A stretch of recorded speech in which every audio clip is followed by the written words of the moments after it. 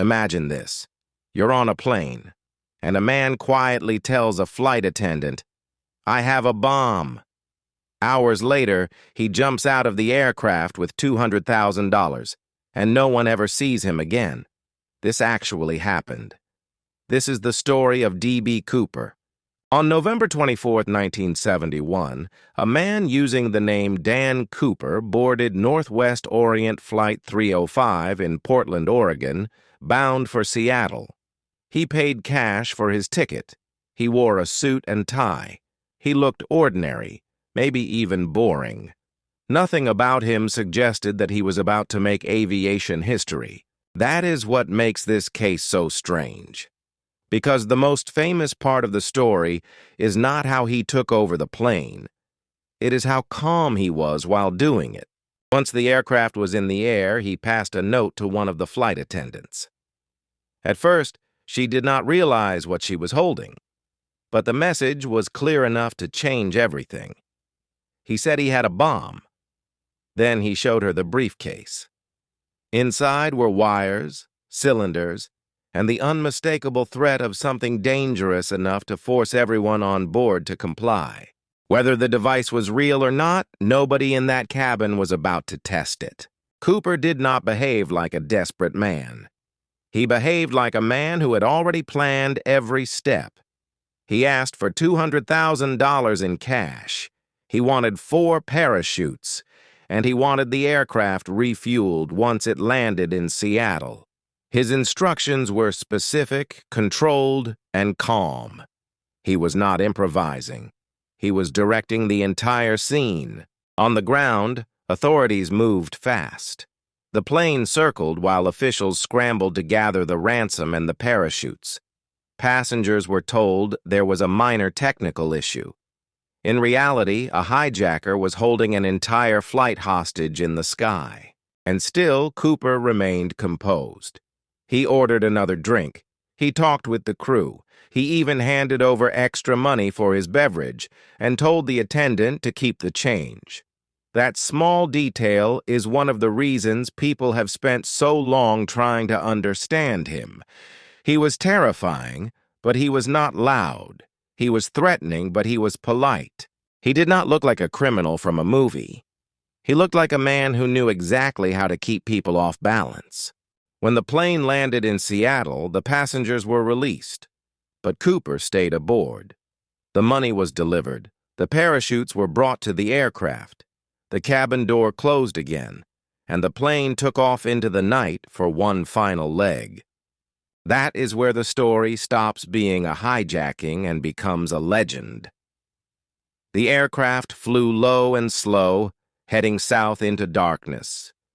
The weather was terrible. It was cold, wet, and the kind of night where even a small mistake could kill you. And somewhere during that flight, Cooper opened the rear stairway of the Boeing 727. Then he jumped. No one on board saw him land. No one saw where he went. No one knew if he survived the fall. By the time the plane touched down again, the man with the briefcase was gone. What happened next turned a crime into an obsession. The FBI launched a huge search. Forests were combed, rivers were searched, clues were gathered and analyzed. For a while, the investigation seemed almost endless. But the man himself never turned up. No confirmed body, no verified capture, no easy answer. That failure to find him is what made the case immortal. Because if Cooper died in the jump, then the story is a tragedy. If he survived, then he pulled off one of the boldest escapes in American history, and the evidence never delivered a clean ending. The money was marked and the bills were tracked wherever possible.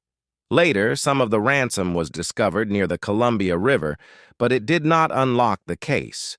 It only deepened the mystery. How it got there and what it meant remained unclear. Then came the theories. For years, people tried to name the man behind the hijacking. Some suspects had parachute experience. Some had military backgrounds. Some knew aircraft. Some looked similar to the sketch. Some claimed the story fit them better than anyone else. but theory after theory failed to produce proof. That is the cruel genius of the D.B. Cooper case. It gives you enough detail to imagine the man, but not enough to identify him. You know he was calm. You know he understood how to control a plane full of strangers.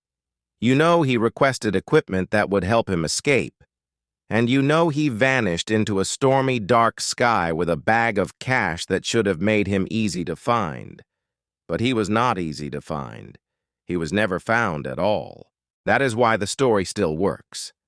It is not just about a hijacking. It is about a man who seemed to step out of one life and into another, leaving behind a half-finished puzzle and a nation that could not stop asking questions. Who was he? Was he a trained jumper, a former soldier, a con man, a drifter with nerves of steel, or just someone who got incredibly lucky for one night and paid for it later in a way nobody ever discovered? Even the name we use for him came from confusion. He called himself Dan Cooper. But somewhere along the way, the media transformed that into D.B. Cooper, and the mistaken name became permanent. The error stuck, and with it came a myth larger than the man himself. That myth grew over time. Books were written, documentaries were made, new suspects were promoted and then rejected. Amateur detectives, retired investigators, and conspiracy hunters all took turns trying to close the gap.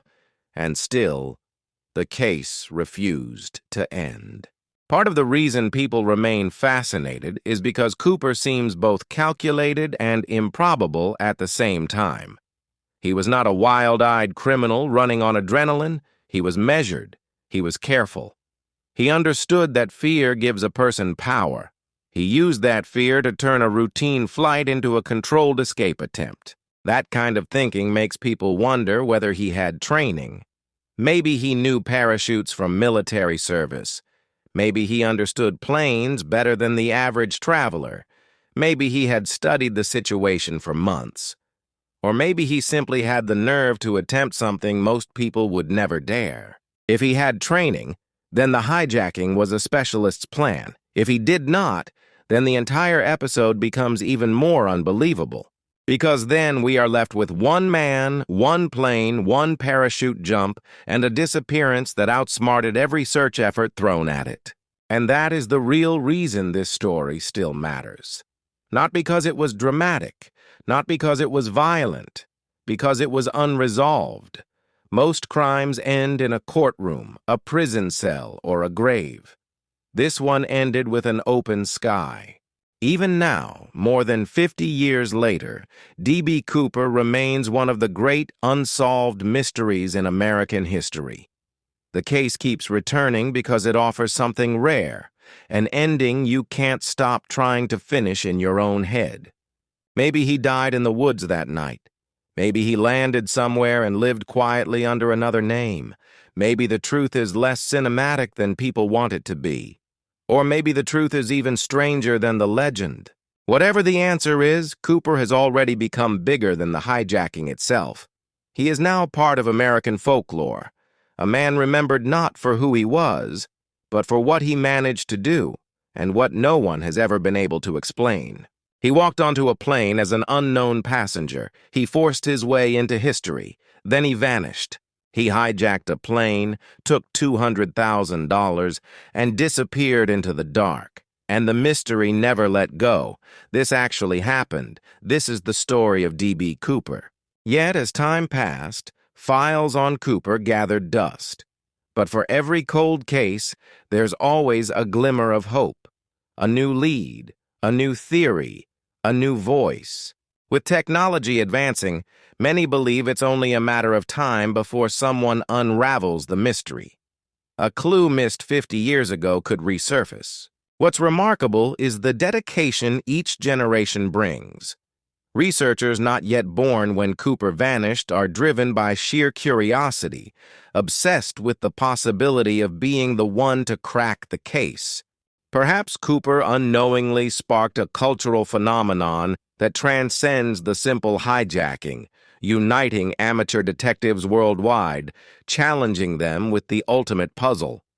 In the end, whether his fate was sealed by a stroke of genius or a twist of fate, Cooper's story remains an unending narrative, a tapestry woven through American history, and perhaps its greatest legend yet to be unseated.